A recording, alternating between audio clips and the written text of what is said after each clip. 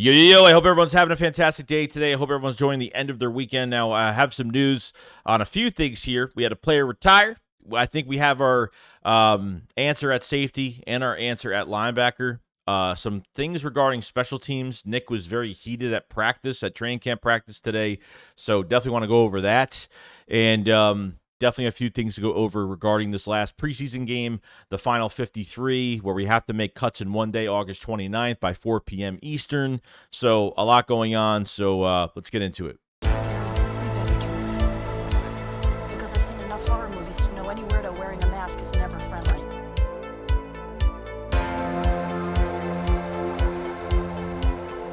What is going on, guys? So to start off with the day, obviously with the injuries, so you have Will did not practice today. Is Britton Covey still out? You have Kyron Johnson there, Moro Ojomo, Hassan Reddick that won't be back till the regular season. Trey Sermon with the ankle, Nolan Smith, Greg Ward, Quez Watkins is still out. It's just insane. Limited to almost becoming a full part. Guys on the way back right now is Fletcher Cox with knee soreness and Mekhi Garner. So we got this last preseason game. And we have a little bit more to go, more to do. Do not expect any starters to play this week. This is going to be literally for a very, very big back end of our roster to get a lot of reps. Kind of put on a show for the rest of the NFL, the rest of the league to get a roster spot somewhere else. So do not expect Marcus Mariota to play. Don't expect any of that to happen. I mean, some guys have to play, obviously, but the big-time starters, there's no one going to be in this game. So don't rely on this week for any starters. This is purely deep death back end of this roster for the Philadelphia Eagles going forward. We had some news on Myles Jack. He decided to retire.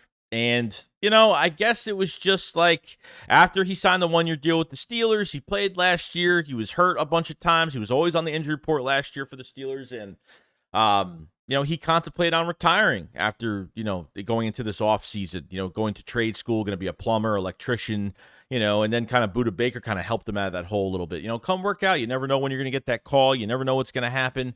He got the call. He joined the Eagles right before of the day of joint practices of the open public practice at Lincoln Financial Field. And, he was, kind of put in on the first team for a couple days, see what he could do, but hasn't really been moving up the depth chart too much.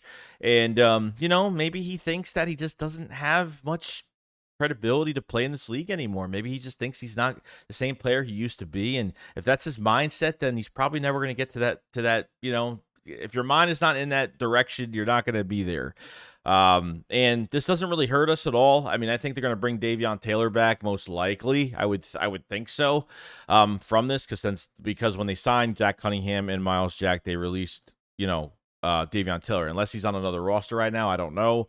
But if he's still around, you bring him back. He's been with the Eagles for a few years, obviously. And, if you want to bring a body back, that's what you do going forward. So, it's a shame. It sucks, man. It's more sad because you don't want to see somebody that's still relatively young, that can still play for a good amount of years still, to just leave the NFL. And if his heart is not in it and he's not playing at a high level and thinks he's never going to play at a high level ever again, because really, I guess he thought once you start getting those 1-year contracts, your career is going down. Not for everybody. It's when, you can have a 1-year contract every year and still play at a high level, but it's unfortunate, and wish him luck on everything. And yeah.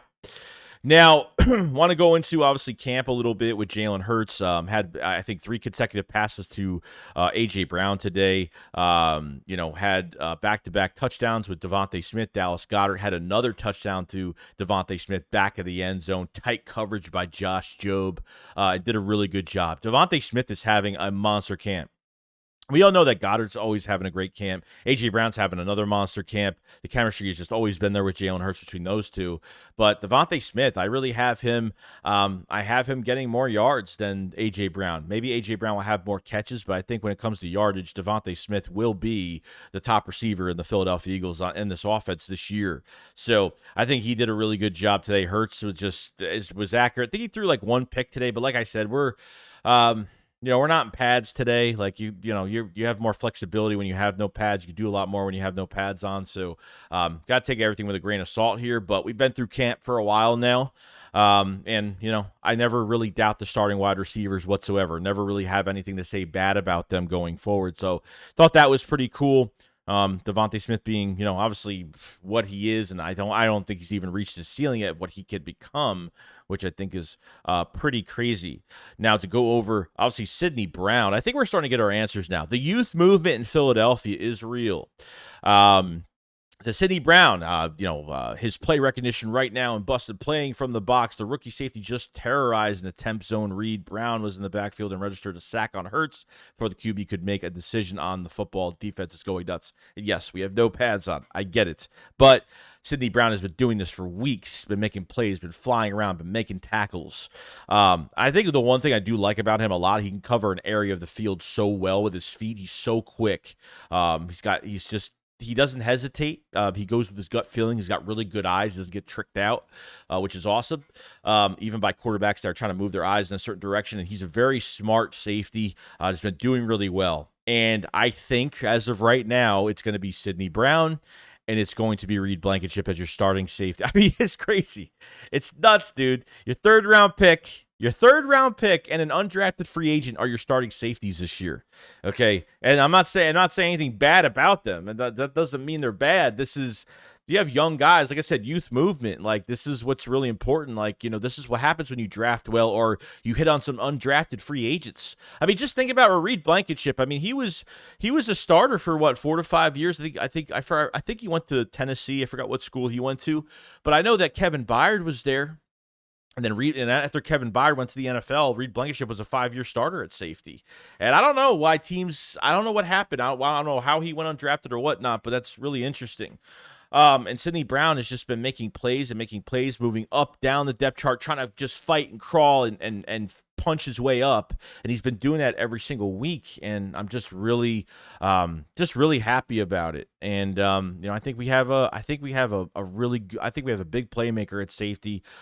We need a future safety really bad. And if you have a couple of them right here that are getting paid nothing right now, we are in a perfect position to do good things, and very happy about that. News on special teams was an interesting one. Apparently from camp today, Nick Sirianni got pissed off, threw his headset on the ground or something like that today, so he got really, really pissed. I don't have any answers for special teams. I know what we should do, but for Michael Clay and what they're doing and who they have at kick returner, who they have at punt returner, I mean, our best special teamer is Jake Elliott, and it's the saddest thing. I mean, T.Y. Zettner was released from this team.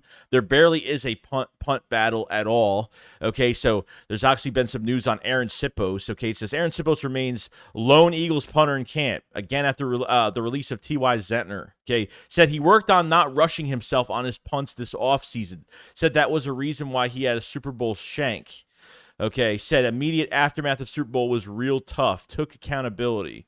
So I guess he took a break from punting or took a break from, he punted middle of the field. You don't punt middle of the field, especially on the short side of the field. That's even worse. And I don't even think it was really a big punt either, but still. It's just, this guy's horrible.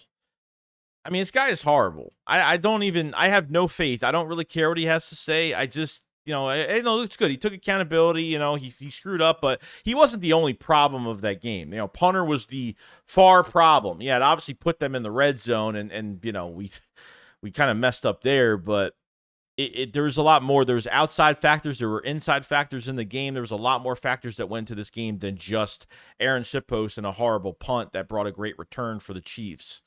Okay, I just have no faith in our punters. I have no faith in who they put at kick return. If I swear to God, if I see Greg Ward on punt return, Trey Sermon on kick return, even Zach McPherson was on kick return. Like, they're literally throwing anybody back there. Anybody. You know what I mean? Like, it just makes no sense. They're just throwing any random dude at return specialist, and I just don't get it. I mean, is there another player like Britton Covey on this roster? No, there's not. Special team-wise, return specialist-wise, like the way he runs, how quick he is, do we have a guy like that, another quickster like that? Devin Allen, maybe. Devin Allen would be perfect for kick returns, but they're not giving him a chance. They want to use a cop-out on him and do screen passes with him all preseason games. It's just annoying. You know, he's not going to make the roster as a receiver, but give him a shot. Why is he here? Why is he here? I don't know. So it makes no sense to me. I know Nick was pissed off at practice, and, you know, it was a total mess. And then going lastly into, in general, with Zach Cunningham, and I think the linebacker spot is already done. I don't care if Myles Jack is gone or not and retired. When it comes to the linebacker spot, it's going to be Nakobe Dean, Zach Cunningham, and Christian Ellis. Okay, those are going to be your 3 linebackers. I don't know how many they're keeping. I would say maybe 3. I would say 4. So maybe they keep somebody else. You know, obviously you lost Sean Bradley, you lost Patrick Johnson. You know, you lost a few guys. So you lost a couple good special teamers on top of it with Zach McPherson added to the mix. So what they're doing at linebacker, I think, is fine. Will they make a move? I have no idea. Come August 29th, they have to cut the roster down from 90 to 53 in one day, which is going to be tough, which is not only going to be tough for us, it's going to be tough for other teams. If they want to, you know, get guys off waivers or something like that, if they can get somebody, I think you're going to keep Davion Taylor as your 4th linebacker, probably, if they bring him back. If they're going to keep 4, Davion Taylor is probably going to ship himself back to Philadelphia, and I guess we'll just figure it out by then. But I think we're good at safety. I think Sidney Brown is, I think it's safe to say he's the starter this year. Okay. And I think Zach Cunningham has done a fantastic job because really at the end of the day, like Zach Cunningham just has to stay healthy. I think he'll play really well. His coverage isn't bad. He attacks, you know, he shoots the gap really well. Very smart player. He's a veteran player. So having like a young player and a veteran guy next to each other as the starters, that's pretty good, man. They could really keep each other accountable and keep this defense accountable, which is great. Zach Cunningham was a big time signing by the Tennessee Titans for a couple years, you know, and he just couldn't stay healthy. Great player. I mean, he led the league in solo tackles a few years ago. Like, he was a monster, and then these injuries really started piling up. So if you have a healthy Zach Cunningham going to the season, you know, you've got a good chance to really make a lock on this this linebacker spot. And I think we're going to be, you know, do a really good job. So that's your news on the day for the Eagles. So nothing much. Myles Jack retired. You're set at safety with Sidney Brown, Reed Blankenship. You're set at linebacker with Zach Cunningham and Nakobe Dean and whoever else they want to throw back there if they bring Davion Taylor back. And, you know, obviously Christian Ellis has had a strong camp this year. So I think it's safe to say, you know, Devonte Smith is just always open all the time, and nobody can cover him. And he was a big problem. He was the most major problem wide receiver-wise in the Browns joint practice as well. So definitely a lot to take here. And let me know what you guys think about Myles Jack retiring. Do you think we're set at safety? Do you think we're set at linebacker? You let me know in the comment section below. And I will see you on the next one. You guys have a fantastic day. Shake Sweat Up, follow slide. Peace out, guys. Peace.